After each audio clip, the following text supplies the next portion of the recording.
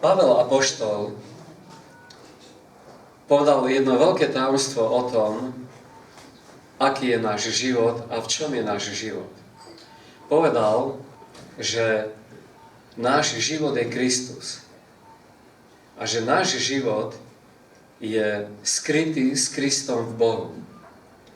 A keď sa zjaví Kristus náš život, vtedy sa aj my s ním zjavíme v sláve. Toto Pavel apoštol napísal Kološanom 3. kapitola 3. verš. Náš život je skrytý s Kristom v Bohu. A keď sa zjaví Kristus na oblakoch, náš život, vtedy sa aj my s ním na oblakoch zjavíme v sláve. Ja som teraz k tomu pridal tie oblaky. Pavel to tam nepíše. Ale keď si uvedomíme, o čom hovorí, tak vlastne hovorí o vychvátení. Že keď Pán príde na oblaky, tak náš život, Kristus, ktorý je, keď sa zjaví, tak vtedy sa my s ním zjavíme v sláve. A to je možné len pri vychvátení. Len vtedy, keď budeme vzatí z tejto zeme a budeme vychvátení, tak je možné, aby sa toto odohralo. 1. Tesaloničanom 4.15 hovorí Pavel, že toto vám hovoríme slovom Pánovým, že my živí ponechali do príchodu Pánovho, do toho príchodu na oblaky. Istotne nepredstihneme tých, ktorí zosnuli. Lebo sám Pán s veliteľským povelom, s hlasom Archanila a s trúbou Božou zostupí z neba a mŕtvi v Kristu stanú najprv. Potom my živí ponechaní, budeme razom s nimi vychvátení v oblakoch v ústretí Pánovi do povetria a takto budeme vždycky s Pánom. To je to isté slovo, čo povedal Kološanom 3.3. Náš život je skrytý s Kristom v Bohu. A keď sa zjaví Kristus náš život, vtedy sa aj my s ním zjavíme v sláve, keď budeme premenení do jeho slávy, do oslaveného tela. A budeme jemu podobní a budeme s ním navždy. Tento status quo sa už nikdy nezmení, aby sme boli niekedy bez Krista. Už budeme s ním na veky. A vtedy sa vlastne naplní to, čo Pán Ježiš slúbil učeníkom, keď mali strach z toho, že on odchádza, on im hovorí, nebojte sa. To je Evangelium 14. kapitola, 1. verš, kde je napísané, nech sa neľaká vaše srdce. V dome môjho Otca je mnoho príbytkov. Ak by tak nebolo, tvrdil by som vám niečo také? Povedal by som vám to? Nie. Pretože teraz odídem a pripravím vám miesto. A keď sa vrátim, zoberiem vás k sebe.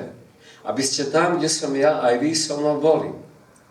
A vtedy sa naplní presne to, čo Pán hovoril u Lukáša, 17. kapitola, 34. verš. Hovorím vám, že tej noci dvaja budú na poli. Jeden bude vzatý a druhý zanechaný.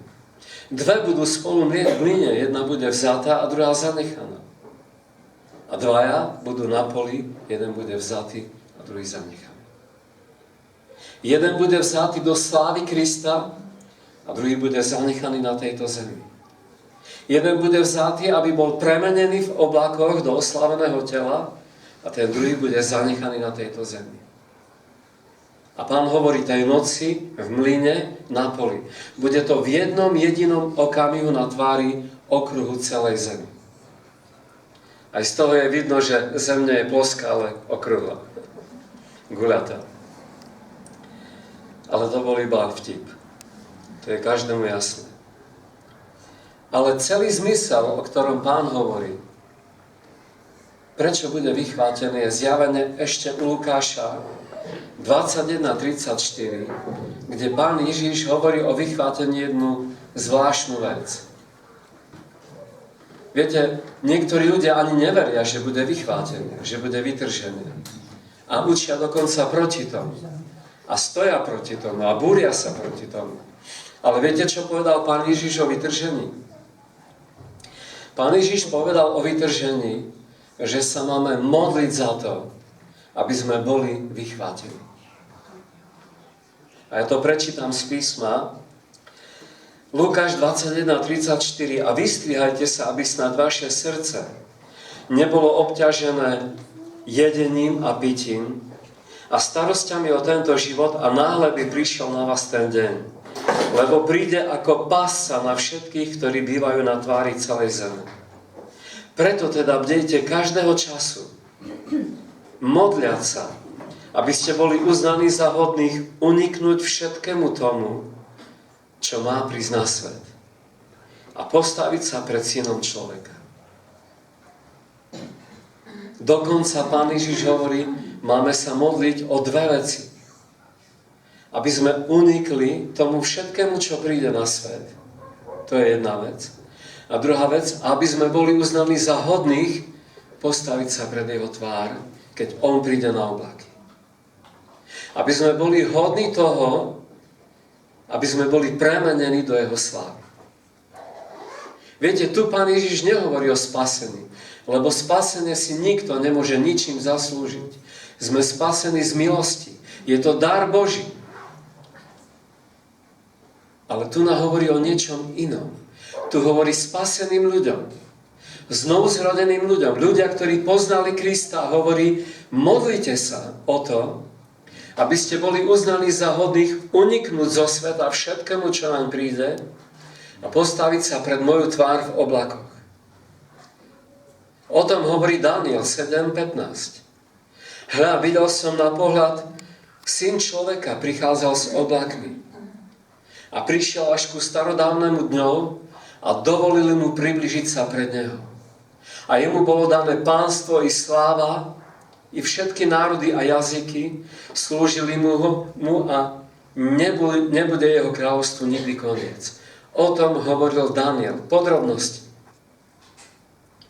Aby sme dnes hovorili o vytržení, ja potrebujem ukázať na jednu kľúčovú záležitosť. A to je, že vytrženie môže byť už toho roku.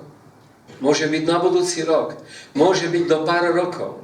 Ale to, o čom ja som hlboko presvedčený, je, že to bude vo veľmi, veľmi blízkom čase.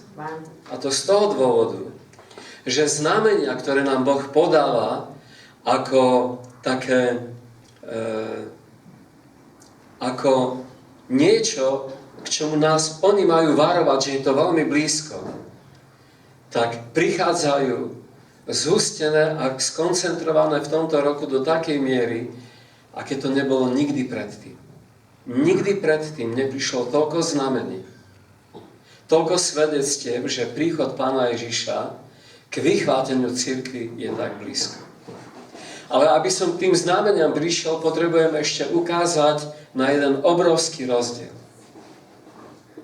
Pretože mnohí ľudia, si kresťania, pletú príchod Pána Ježiša na Olivovú horu s príchodom Pána Ježiša na oblaky. A dávajú to do jedného príchodu, vykladajú to takto a potom naozaj v tom robia veľmi veľa omylov. A ja práve na príchode Pána Ježiša na Oliveckú horu chcem ukázať na niečo, čo je veľmi dôležité pre pochopenie biblických proroctiev z Biblie. Totiž biblické proroctvá sú povedané takým spôsobom, že nikdy nepríde druhé, kým nepríde prvé. A nikdy nepríde tretie, kým nepríde druhé. A nikdy nepríde piate, kým nepríde štvrté. Pretože všetky tie proroctvá sú postavené ako podmienky toho ďalšieho. Čiže aby Pán Ježiš prišiel na Oliveckú horu, musia sa stať podmienky, ktoré bez naplnenia týchto podmienok nikdy jeho príchod na Oliveckú horu nebude. Takže očakávať jeho príchod na Oliveckú horu nie je možné skôr, než sa naplnia podmienky, ktoré v písme ako proroctvá sú definované pred Oliveckou horou. A ja chcem prečítať teraz z Ozeáša zo 6. kapitoly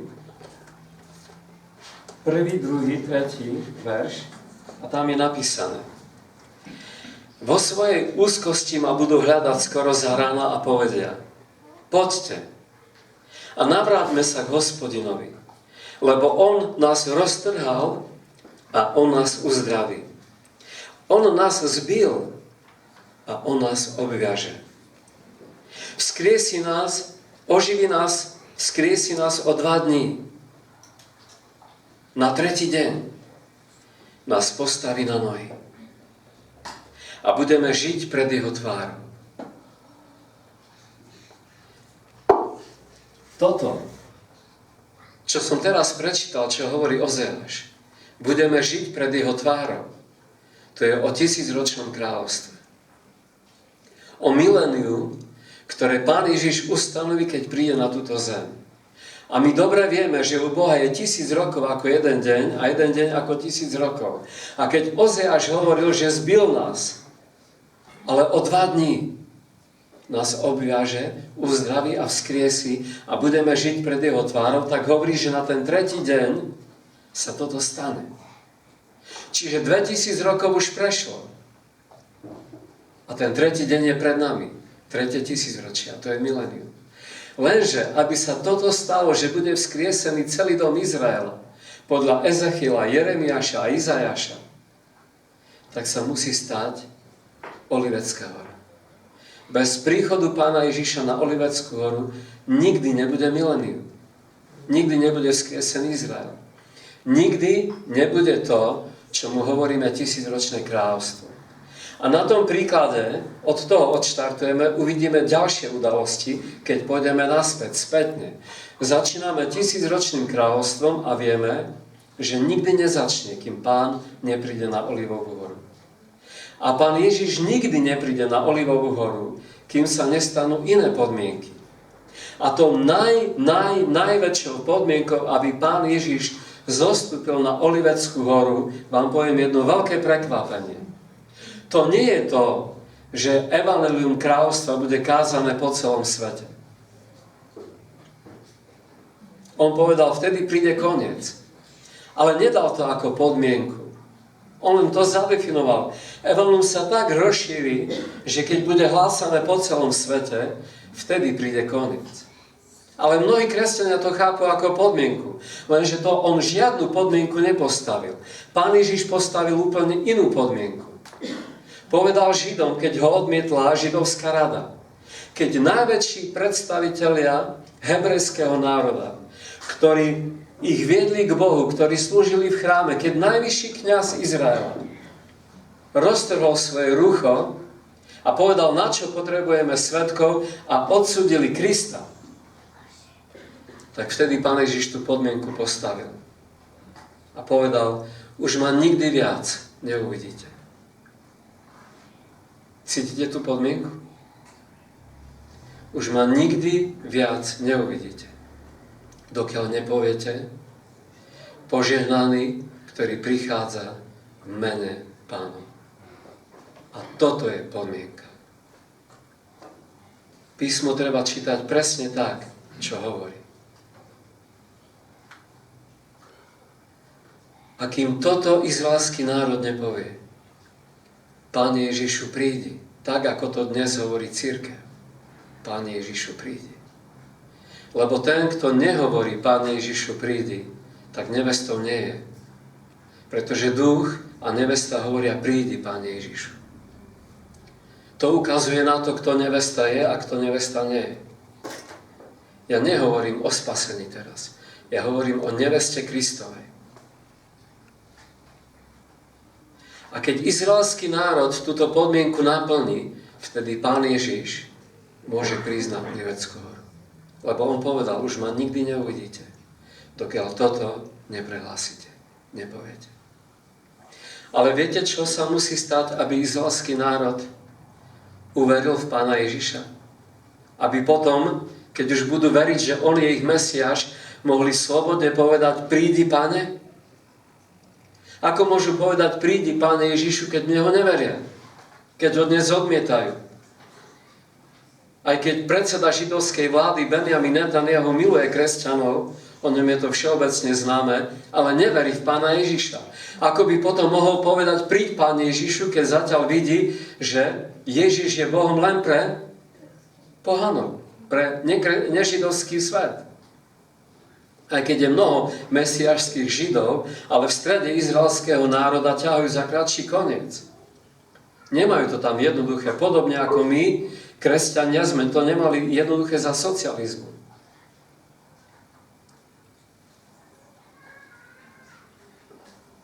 To, aby mohol židovský národ povedať, príď, Pane Ježišu, musí sa stať jedna podmienka, bez ktorej židovský národ nikdy neuverí, že Ježíš je Kristus. Zachariáš 12. kapitola 10. verš hovorí, že budú plakať ako nad svojim prvorodeným. Ako nad svojim jednorodeným budú plakať, koho sme to prebodli. Ako jeden národ, jedno srdce, jedna duša budú plakať a budú hovoriť, Ježíš je náš Boh. Ale aby toto sa mohlo stať, je postavená v Biblii podmienka. A túto podmienku ako veľké tajomstvo vysvetľuje apoštol Pavel a hovorí, že dokiaľ nevojde plnosť pohanov do neba, dovtedy židovský národ bude mať voči Kristovi zatvrdené srdce. Ale ako náhle vojde židovský národ, vlastne pohania do neba, plnosť pohanov, keď vojde do neba na svadbu baránka, vtedy celý dom Izraela dostane milosť k tomu, aby mohli učiniť pokánie, aby sa mohli zmieriť s Bohom, aby mohli Krista prijať do svojho srdca. Vysvetľuje to Rímanom 11. kapitola 25. 26. verš. A hovorí, že bratia, nechcem, aby ste nevedeli toho veľkého tajomstva, aby ste neboli múdri sami vo svojich očiach. Napomínaj, nemudrujte. Židovský národ nikdy nepozná Mesiáša, pokiaľ kresťania nebudú na svadbe so svojím ženichom Kristom. A všimate si, podmienka preto, aby mohol židovský národ uveriť, je vychvátenie. Lebo my nikdy neprídeme na svadbu baránka bez vytrženia. Vytrženie, zmysel vytrženia je, aby sme mohli byť pred jeho tvárou. A preto hovorí Zjavenie 19. kapitola, blahoslavený je ten, kto je pozvaný na svadbu, na večeru svadby baránka. Dokonca Pán Ježiš klope na dvere Laodicei a im hovorí, keby niekto sa našiel taký vo vašom strede, kto bude počuť môj hlas a otvoril by mi dvere, vojdem k nemu a budem s ním večerať. Nehovorí obedovať, nehovorí raňajkovať. Prečo? Lebo tú pyšnú Laodiceu, ktorú vedie k pokániu, pozýva na večeru, na svadbu baránka. Mnohí hovoria a učia o tom, že každý znovuzrodený kresťan bude vychvátený. Ale vidíme na Laodicei, že toto je veľký blúd. A dokumentuje aj to podobenstvo o 10 pánach. Podobenstvo o 10 pánach mnohí považujú, že to je podobenstvo len pre Izrael. Opäť veľký blúd. A viete prečo? Pretože podobenstvo o 10 pánach má svoju podmienku. To je zvláštne. Takmer každé prorocké slovo v Biblii má svoje podmienky. Viete, kedy sa naplní podobenstvo, alebo kedy príde to, že nebeské kráľovstvo bude podobné 10 pánám?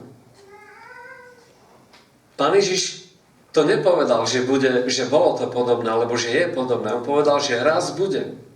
A to kvôli tomu, že vtedy, keď hovoril o nebeskom kráľovstve, tak tomu podobné nebolo. Podmienka toho, aby sa naplnilo podobenstvo o 10 pánach, je v tom, že raz musia prísť sluhovia v cirkvi, služobníci Boží, ktorí budú kázať Krista, ktorí si zodrú nohy od toho, aby kázali evanjelium po celom svete. A tí istí sluhovia budú hovoriť, môj pán, náš pán, ešte dlho nepríde. A touto správou budú ostatných linčovať, byť. touto správou budú zrovnateľní s opilcami a s ľuďmi, ktorí nemajú žiaden cieľ vo svojom živote. Pretože toto hovoriť môj Pán ešte dlho nepríde, je asi také bláznostvo, ktoré Pán Ježiš hovorí, že zrovnáva týchto svojich služobníkov s alkoholikmi. A až keď takíto ľudia sa nájdú v cirkvi, ktorí toto budú hovoriť, môj Pán ešte dlho nepríde, tak Pán Ježiš u Matúša 24. kapitoly, na konci tejto kapitoly hovorí, že keď príde takýto služobník, ktorý toto hovorí, môj Pán dlho nepríde, tak vtedy nadvazuje na 25. kapitolu 1. verš a hovorí, a vtedy bude nebeské kráľovstvo podobné 10 panám, keď sa nájdú služobníci, ktorí budú tvrdiť, môj Pán ešte dlho nepríde. Čiže to nie je o židovskom národe toto podobenstvo, lebo židovský národ takú vetu, môj Pán ešte dlho nepríde, v živote nepovedal, v živote nepovie a nikdy niečo také nehovorí. Toto môžeme počuť iba v cirkvi. Židovský národ nemá žiaden príbeh, kedy by mohol toto do svojho príbehu, takúto nezmyselnú vetu zakomponovať.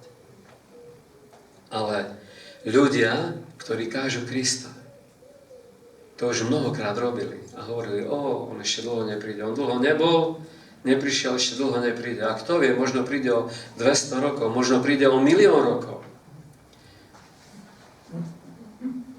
Keď budete čítať jednu knihu od Jonathana Weltona, ktorý neuveriteľným spôsobom vykladá eschatológiu, niekto povedal, ako Satan na púšti citoval písmo Pánu Ježišovi, tak Jonathan Welton vykladá eschatológiu.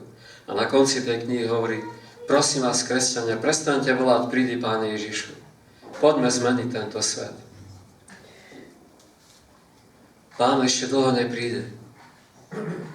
Tak práve vtedy, keď také knihy budú písané, práve vtedy, keď prídu takí služobníci, bude nebeské kráľovstvo podobné 10 panám. A tie múdre budú hovoriť, prídi Páne Ježišu, a budú mať olej z toho tlaku, do akého sa dostanú, lebo ostatná cirkev ich bude považovať za úplných bláznov a heretikov. A tie, ktoré nebudú mať olej, tie nebudú hovoriť, príď Páne Ježišu. A to je aj dôvod, prečo nebudú mať olej. Lebo sa nedostanú do žiadneho tlaku, do žiadnej výrivky, do žiadneho súženia. Prečo? Lebo budú všetkými prijímaní. Všetci ich budú chváliť. Wow, ty si ten rozumný kresťan, ktorý chápeš, že ešte Pán Ježiš nemôže prísť, že ešte dlho nepríde. Wow, ty si fantastický biskup, ty si fantastický kazateľ. Ty nás nezavedeš do takých blúdov, že Pán Ježiš už má prísť. Ale ľudia, ktorí sú dnes, tí, ktorí náhlia Kristov príchod, ktorí čakajú a hovoria, príď Páne Ježišu, práve tento tlak, práve toto súženie, práve tieto odmietnutia, tieto pohanenia prežívajú. Ale buďte vďační, hovorím vám, buďte vďační. Viete prečo? Lebo v tom tlaku sa dokazuje olej. V tom tlaku sa dokazuje váš vzťah ku Kristovi. A v tom tlaku ešte viac budete volať, príď Páne Ježišu. Ja som si teraz na to spomenul. Včera som zažil také odmietnutie toho, že prichádza Pán, že sa až zachvala moja duša. Sa mi roztolklo srdce a som si uvedomil, že ani nemám tabletky na srdce, ktoré som posledné 2-3 mesiace brával. A viete, čo to vo mne spôsobilo? Hovoril som, príď Pane, Pane Ježišu, prídi. Už nemôžem žiť na tejto zemi. Prídi, Pane, už nemôžem žiť bez Teba. A toto je zmysel toho tlaku. Aby nám dal tento olej, túto zásobu oleja. Aby sme volali, prídi Páne Ježišu. Bez tohto oleja nikto nebude volať, príď Páne. A tento olej sa nedá kúpiť. Budete veľmi prekvapení. Pán im povedal, choďte si kúpiť. Ale on dobre vedel, že toto nikde nekúpite. Nemôžete prísť zaplatiť peniazmi za olej. Ten môžete zaplatiť len tým, že budete pohanení pre meno Ježiš. Že budete ochotní byť zahanbení pre jeho meno. Pre svet budeme bláznami. A pre cirkev budeme heretiky. Pre tých 5 múdrych panien, pre tých 5 bláznivých panien, tie múdre sú heretičky. Ale olej v našom živote má podmienku. A to je tlak. Kto sa zbaví akéhokoľvek prenasledovania pre Pána Ježiša, zbaví sa akéhokoľvek tlaku preto, aby mohol mať v živote olej. Mnohí kazatelia túto správu nepustia do cirkvi. Viete prečo? Aby v ich cirkvi nebol tlak. Aby nemali problém. A tak nebudú mať tlak. Nebudú prenasledovaní preto. Ale nebudú mať ani olej a ani nebudú hovoriť príď Pán Ježiš. Také je to jednoduché. Také je to prosté. A také je to nezmyselné, keď toto niekto nechápe.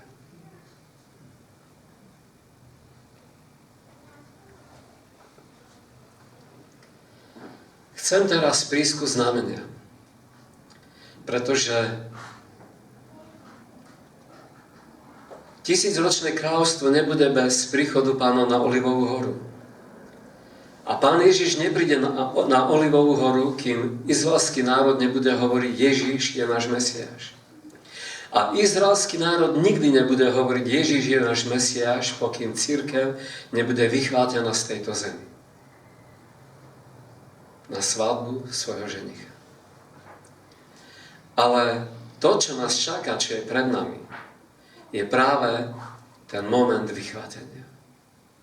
Náš život je skrytý s Kristom Bohu. A keď sa zjaví Kristus náš život, vtedy sa aj my s ním zjavíme v sláve. Toto je to, čo je pred nami. A zodpovedne hovorí, môže to prísť tohto roku. Môže to prísť o 2 mesiace. Môže to prísť o rok. Môže to prísť o pár rokov. My nevieme, kedy to príde. Ale Pán Ježiš vie, že to nevieme. Aby nám to zjavil, dáva nám znamenia. Pripravuje nás na to. A tie znamenia nás majú presvedčiť o tom, že ten deň je veľmi blízko. A tie znamenia majú spôsobiť to, že bude odvážne naše srdce tvrdiť iným ľuďom, Pán Ježiš je blízko, Pán Ježiš prichádza. A zároveň tie znamenia majú presvedčiť našu vieru o tom, aby sme hovorili áno, Pane, áno, príď. Poviem vám taký príklad. Predstavte si, že by Peter mi povedal, Sergej, chceli by sme vás navštíviť v Prahe. Môžeme k vám prísť na budúcu stredu alebo štvrtok.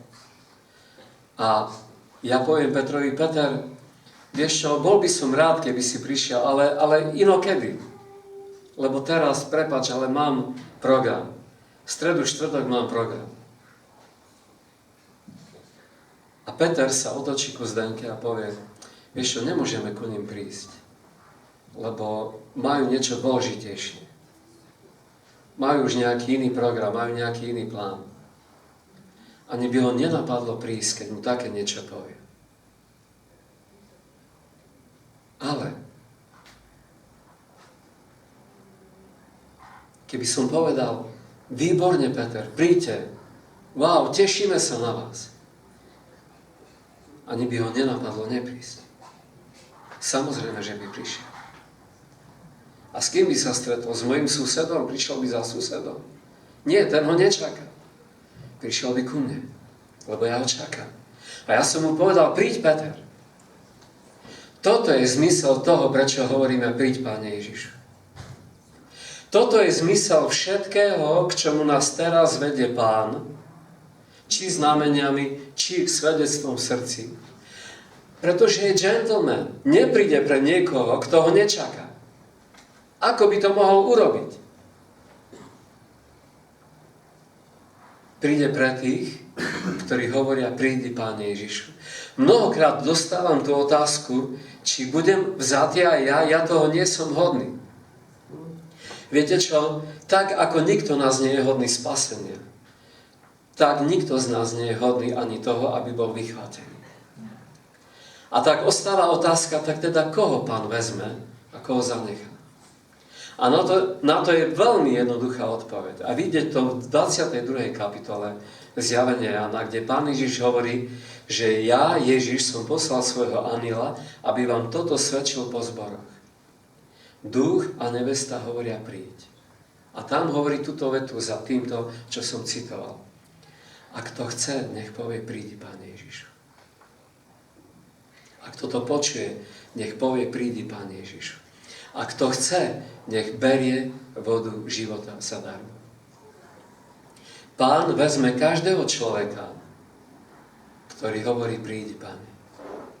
Lebo nikdy by Duch Svätý nás neviedol k tomu hovoriť, príď, Pane Ježišu, aby nás potom následne zanechal na zemi. Dôvod, prečo máme hovoriť, príď, Pane Ježišu, je ten, že nie Pán vyberá, koho si vezme a koho zanechá.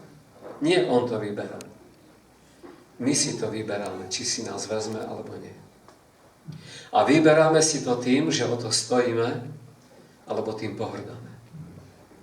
A keď o to stojíš a hovoríš, príď, Páne Ježišu, je nemožné, aby si nebol vzatý. To je absolútne nemožné. Lebo Duch Svätý ťa nemôže viesť k niečomu a Pán ťa potom odvrhne, zanechá, nedodrží to. To je nemožné. Oni sú v jednote, Otec, Syn a Duch Svätý. To znamená, ak ty dnes svoje srdce očisťuješ a pripravuješ k tomu, čo hovorí napríklad apoštol Ján, hovorí, dnes sme deťmi Božími, ale ešte sa neukázalo, čím budeme. Ale keď sa ukáže, budeme jemu podobní. Jemu podobný. A kto má túto nádej na neho, že bude jemu podobný, tak viete, čo robí? Očisťuje sa. Tak, ako je aj on čistý. Aby sa náhodou nestalo, že niekto príde na svadbu, neoblečený do slávnostného rucha, ktorým je spravodlivosť Pána Ježiša, a príde len tak, žil v hriechu, hovoril, príď, Páne Ježišu, ocitol by sa na svadbe bez rucha. Pretože je nemožné žiť v hriechu a hovoriť, príď, Páne Ježišu, to je prísť na svadbu v ohyznom ruchu. Ale kto má túto nádej na neho, že hovorí, príď, Páne Ježišu, sa očisťuje. A hovorí, Páne Ježišu, umý ma svojou krvou. Lebo tvoja krv je pravdivý nápoj a tvoje telo je pravdivý pokrm. Kto je tvoje telo a pije tvoju krv, má večný život. A ja to robím každý deň, hovorím, Páne, umý ma svojou krvou. A to je moje rucho. Jeho krv je moje rucho. Jeho spravodlivosť je moje rucho. Bez tohto rucha ktokoľvek bude hovoriť, príď, Páne. Prišiel by na svadbu vo výhľadnom ruchu a tam poznáme to podobenstvo. Príde pán svadby a povie, wow, čo tu robíš, priateľ? Ako si sa sem dostal bez rucha? A povie sluhom, prosím vás, vyneste ho vonku. To je o zanechaných. Zanechaní budú tí, ktorí o to nestoja, a tí, ktorí by aj dnes hovorili, prídi, Páne, lebo to budú počuť, to bude roznesené do celého sveta. Budú vidieť znamenia a im to dojde. Wow, Kristus prichádza, príď aj pre mňa. Ale na to, aby mohol niekto povedať, príď, Páne Ježišu, musí splniť ešte predtým inú podmienku. Páne Ježišu, umyj moje srdce svojou krvou. Kvapka tvojej krvi. Keby bolo moje rucho čierne ako uhol, pre kvapku tvojej krvi bude belšie ako sneh. Môžete ma odsudzovať, koľko len chcete. Nikdy ma neodsudíte tak, ako ja odsudzujem sám seba. Ale napriek tomu, že viem, aký som, ako som žil, viem ešte niečo väčšie, ako je to. Aká je Božia milosť nad mojim životom. A Pán o tom povedal, že komu je mnoho odpustené, ten mnoho miluje. Čiže ak vieš veľmi veľa o svojich hriechoch, tak veľmi miluj Pána. Lebo kvapka Kristovej krvi spôsobila to, že tvoje čierne rucho je belšie ako sneh.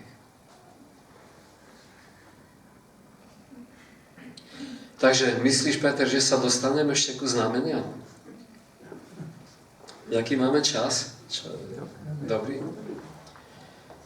Takže teraz, ako keby som preťal tú niť o tých podmienkách a o tom volaní príď Páne Ježišu a prejdem k poslednej časti tohto vyučovania alebo prednášky alebo kázania a chcem ukázať na kľúčové znamenia, ktoré prichádzajú pre cirkev v tomto roku. A čo je na nich veľmi zvláštne je to, že majú pečiatku pošty. Sú ako keby drahé známky v albume filatelistu, ktorý zbiera tieto známky a je na nich pečiatka pošty. Tá pečiatka pošty je písmo. Tieto znamenia neprichádzajú tak, že niekto niečo objaví a povie, no to môže byť znamenie nejaké. Nie. Tieto znamenia prichádzajú tak, že o týchto znameniach hovoril Pán Ježiš. Pán Ježiš povedal u Lukáša, budú znamenia na nebi, na slnku, na mesiaci, na hviezdách.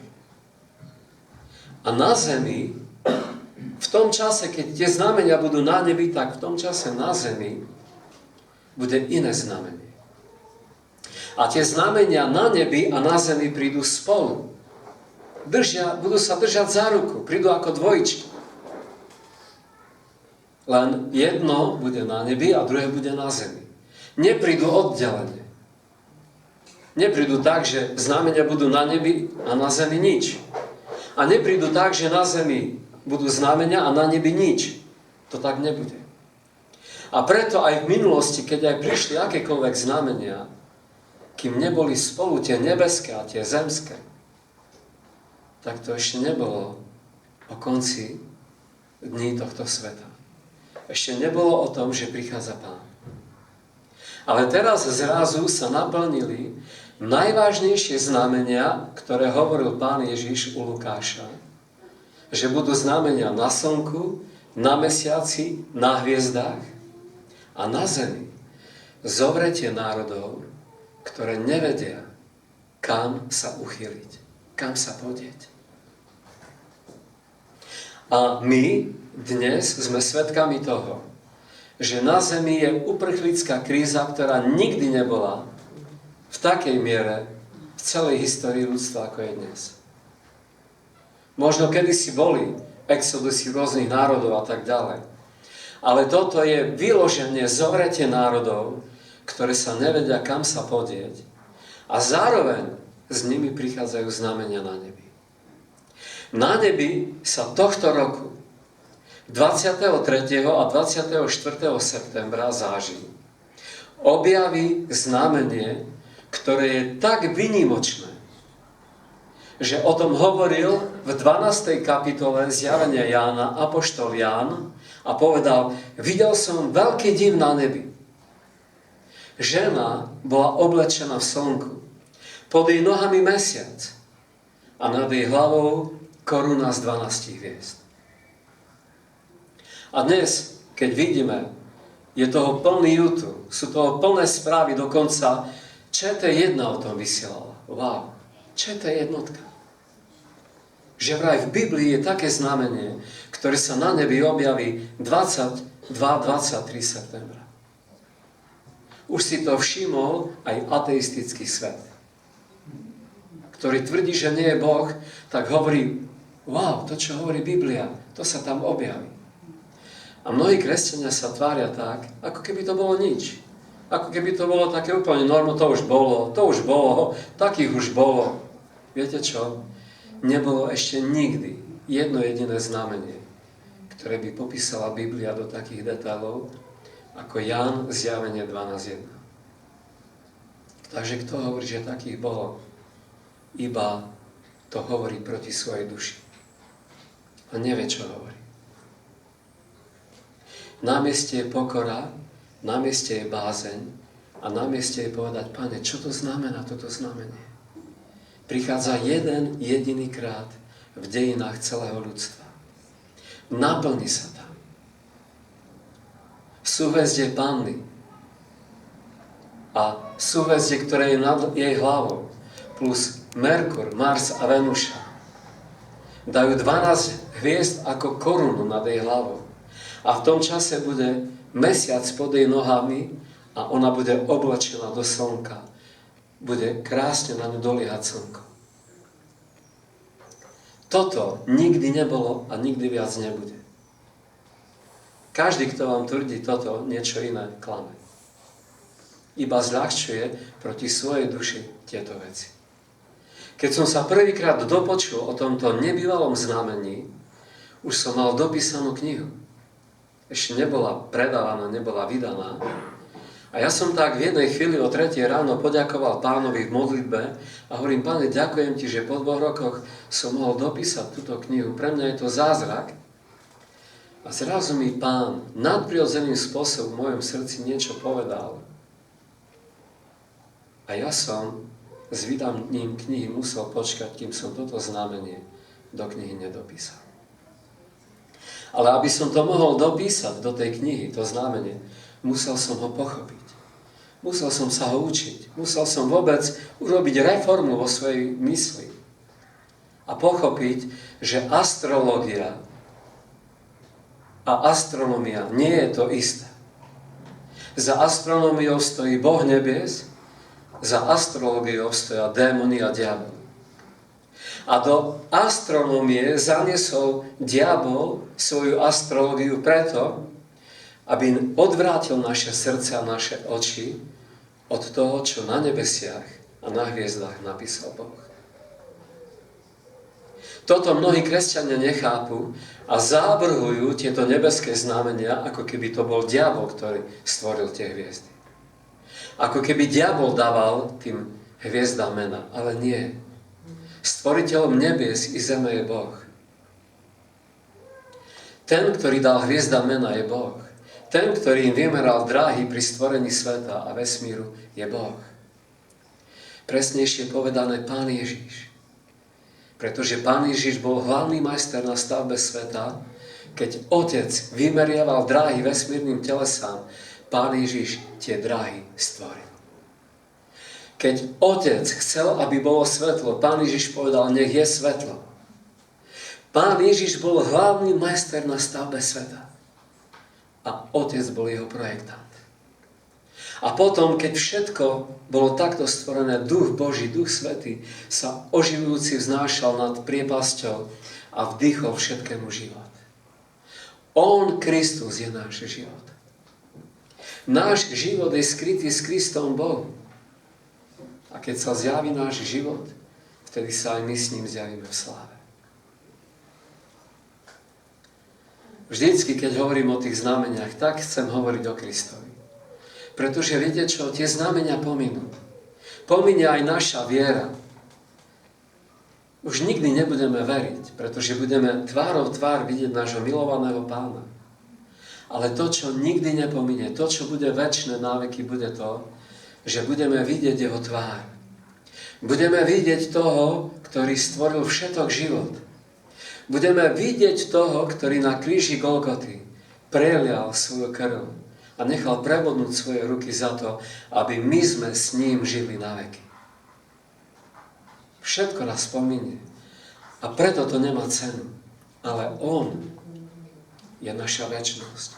On má cenu všetkého v našom živote. To znamenie, ktoré dnes vidíme na nebi, že prichádza, je ohromujúce tým, že už nikdy viac nepríde a ešte nikdy neprišlo. A keď mi dáte otázku, čo sa vtedy stane, tak ja vám viem odpovedať iba jednou odpoveďou. Neviem. Neviem. Ale viem, že to, čo bude pre nás dôležité, aby sme o tom vedeli, čo vtedy sa stane, nám zjaví Duch Svätý v našom srdci. Toto patrí k Božej sláve. Viete, keď by som vydával svoju dcerku a napísal by som svadobné oznámenia, že vtedy a vtedy vydávam svoju dceru, veľmi nemilo by som niesol, keby tie pozvánky na svadbu napísal môj sused a roznášal môj sused. To je moja sláva, moje právo. To ja pozývam ľudí na svadbu svojej dcery. Nie môj sused. A toto vám chcem vysvetliť. Nie ja nikoho nepozývam na večeru svadby baráka. Ten, kto vás i mňa pozýva na túto večeru, je Boh. A preto sme blahoslavení. A pretože On nás pozýva, On nám tieto pozvánky v srdci potvrdí. Rozošle. A každý z nás presne bude vedieť, kedy to bude. Možno to budeme vedieť týždeň predtým, možno mesiac, možno pár dní, možno hodinu. Ale budeme to počuť. Si pozvaný, poď domov. A každý, kto hovorí, príď, Pane, verím tomu, že tú pozvánku dostane. Toto patrí ku sláve Boha, ktorý povedal, nikomu nedám svoje slávy. Všímate si, jak tie Božie veci, ktoré sa zdajú na prvý pohľad tak neskutočne ťažké, sú v skutočnosti tak jednoduché, tak prosté, tak pravdivé a tak živé. Že neprinášajú nikoho do stresu, neprinášajú nikoho do nejakej detektívky, ale prinášajú svetlo a prinášajú pravdu. Druhé znamenie, ktoré prichádza s tými znameniami v nebi, to už som spomínal, je to, čo sa deje na zemi. Tá uprchlická kríza. Ďakujem.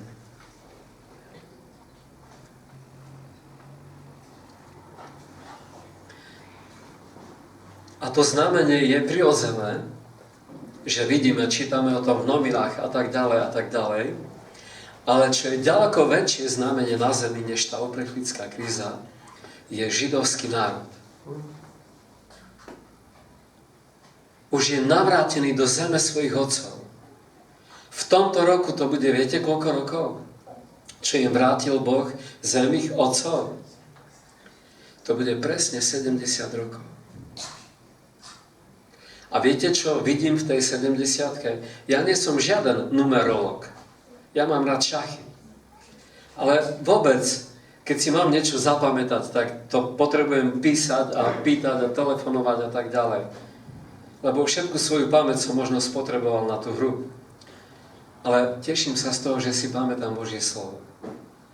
A že tie citáty mi sám Pán pripomína a dáva mi do pamäte. Na to som šťastný, že mám dobrú pamäť. A to, čo je veľmi kľúčové vedieť o izraelskom národe, je, že toto je rukopis Boží. To vidíme, že On píše. To ako keby Boh sa podpísal. Keď niečo Boh robí v 70-ke, to je Jeho rukopis. To ako keby si ty i ja videl, že toto je naozaj Božie dielo. Babylonské zajatie tiež bolo 70 rokov. Za 7 dní bol stvorený, za 6 dní svet a 7 deň Boh odpočíval. Boh v tých sedmičkách robí mnoho vecí. 7000 rokov bude trvať vek tohto veku. 6000 rokov, než príde milénium a v 1000-ročnom kráľovstve 1000 rokov milénium. A tak vidíme, že sedmička je rukopis nášho Pána. Takže v tomto roku je 70. výročie toho, že Izrael je navrátený Bohom do zeme ich otcov. Ale viete, čo je ešte zvláštne? Že v tomto roku bude 50. výročie, alebo je to jubileum, čo Jeruzalém celý, aj východný, aj západný, okrem Chrámovej hory, ale aj Chrámová hora ich, len sa ju dobrovoľne vzdali Jordánskému kráľovi. Je to presne 50 rokov, čo Jeruzalém je židovský. A viete čo? Už keď sme pri matematike, čo je veľmi zvláštne, že v tomto roku je to presne 120 rokov, čo Boh povolal jedného výnimočného muža, Theodora Herzla, aby vo veľmi krátkom svojom živote sa nadchol pre zem svojich otcov. Pre zem Abrahama, Izaka a Jakoba.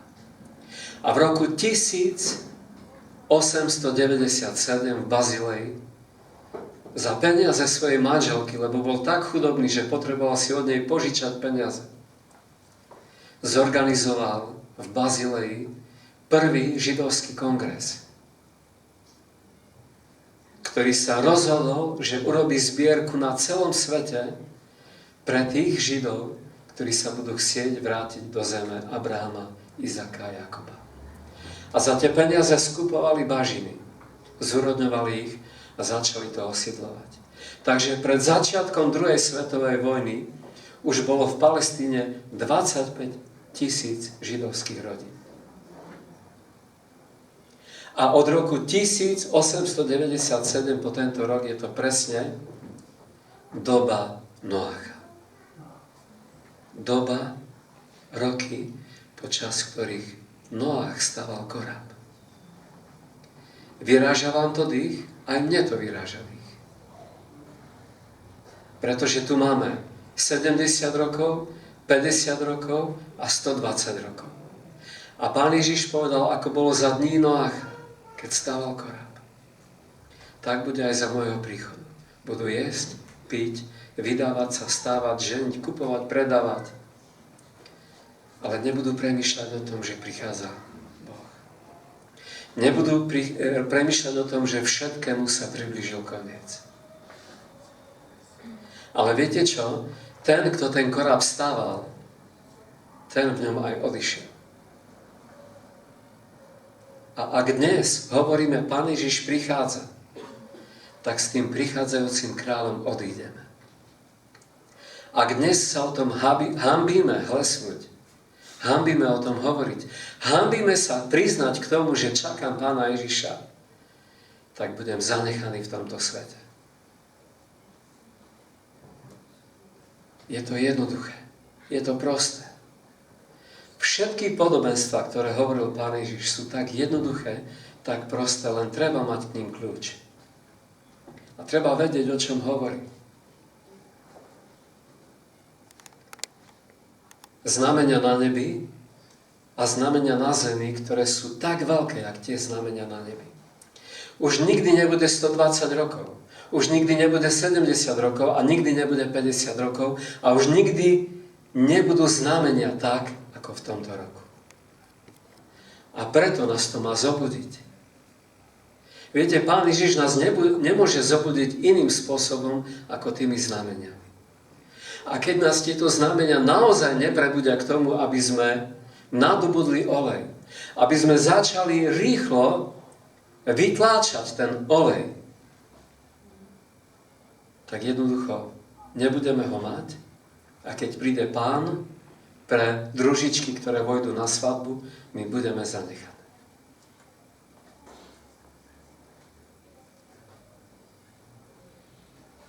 Už nechcem hovoriť ďalej, pretože toto absolútne stačí. Kto má uši na to, aby počul, nech počuje.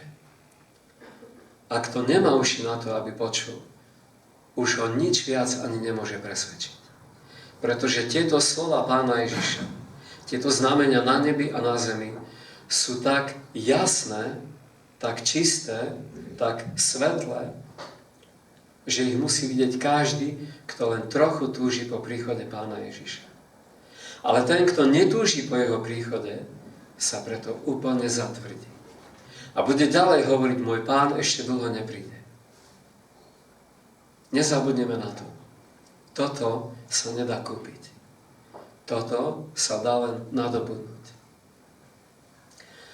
Pán Ježišu, nech je pochválené Tvoje meno. Nech je jemu daná sláva pred všetkými vekmi a po všetky veky. On je ten hodný, on je ten najvyšší. On je ten, ktorý príde a nebude meškať. On je ten, ktorý má právo, moc a silu. Jemu patrí všetká česť, jemu patrí všetká sláva, jemu patrí všetko dobrorečenie. Jeho je všetká múdrosť. On je našou múdrosťou, posvetením, on je našou spásou, vykúpením, on je našim všetkým. A keď on, Kristus, sa zjaví, tak vtedy s ním sa zjaví aj náš život. A budeme takto s ním na veky. Už nikdy viac nebudeme bez neho. A kto má túto nádej na Neho, sa očisťuje tak, ako aj On je čistý. Nech je pochválené Jeho meno. Amen.